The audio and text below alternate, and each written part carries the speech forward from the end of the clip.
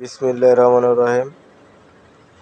২৭০ দিন আলোচনা করার পরেও রাজনৈতিক দল সবাই একমত হতে পারছে না, বলছে আসিফ নজরুল স্যার, উপদেষ্টা মণ্ডলী।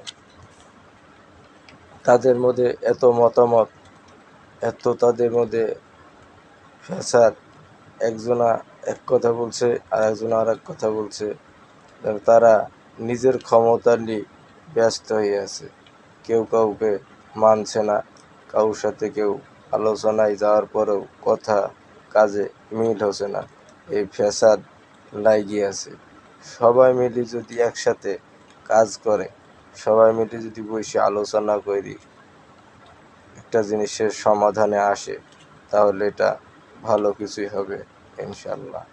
যদি সেটা না করি, সবার মতন সবাই চারিদিকে দৌড়ে বেড়ায়, সবার ক্ষমতালি সবাই যদি দৌড়ে বেড়ায়, কথাবার্তা যদি একসাথে বসে মিটমাট না করি, ছুটে বেড়ায়, তাহলে বিরোধী শক্তি যারা আছে তারা সুযোগ পাবে, এখানে বসার অনেক কিছু তৈরি যাবে। সেই চিন্তা ভাবনা তাদের মাথায় তখন ঘুরপাক খাবে।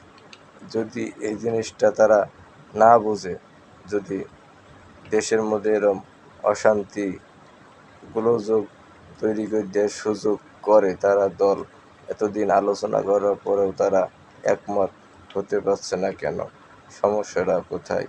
তারা একসাথে বসে আলোচনা করলে ভালো কিছু মিলবে ইনশাল্লাহ।